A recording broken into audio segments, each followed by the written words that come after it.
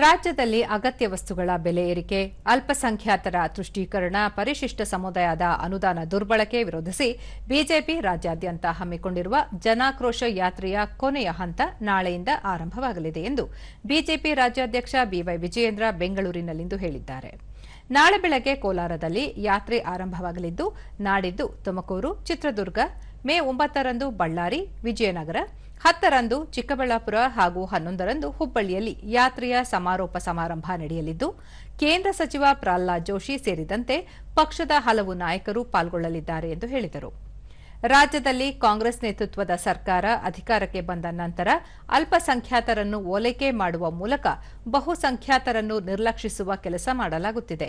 ಮೈಸೂರು, ಹುಬ್ಬಳ್ಳಿ, ಮಂಗಳೂರು ಸೇರಿದಂತೆ ರಾಜ್ಯದ ವಿವಿಧ ಭಾಗಗಳಲ್ಲಿ ಅಪರಾಧ ಕೃತ್ಯಗಳು ನಡೆಯುತ್ತಿವೆ.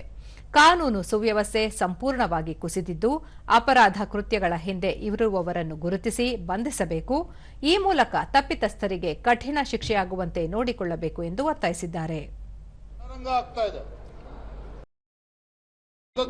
ಬಹಳ ಸಾಮಾನ್ಯವಾಗಿ ಬಿಟ್ಟಿದೆ ಕರ್ನಾಟಕ ರಾಜ್ಯದಲ್ಲಿ.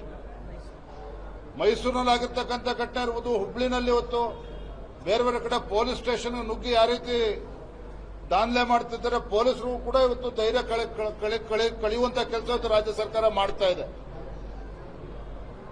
ಹಾಗಾಗಿ ಇವತ್ತು ಕರ್ನಾಟಕ ರಾಜ್ಯದಲ್ಲಿ ಇವತ್ತು ಕಾನೂನು ಸುವ್ಯವಸ್ಥೆ ಅಂತಕ್ಕಂಥದ್ದು ಸಂಪೂರ್ಣವಾಗಿ ಇವತ್ತು ಹದಗೆಟ್ಟಿರ್ತಕ್ಕಂಥದ್ದು ನಾವೆಲ್ಲರೂ ಕೂಡ ನೋಡ್ತಾ ಇದ್ದೇವೆ. ಮತ್ತೆ ಯಾವ ದೇಶದವರಿದ್ರು ಕೂಡ ಅದರ ವಿರುದ್ಧ ಪಹಲ್ಗಾಮ್ ಘಟನೆಯ ನಂತರ ಭಯೋತ್ಪಾದಕರ ವಿರುದ್ಧ ಕಠಿಣ ಕ್ರಮ ಕೈಗೊಳ್ಳಬೇಕು ಎನ್ನುವ ಸಾರ್ವತ್ರಿಕ ಕೂಗು ದೇಶದೆಲ್ಲೆಡೆ ಕೇಳಿಬರುತ್ತಿದೆ.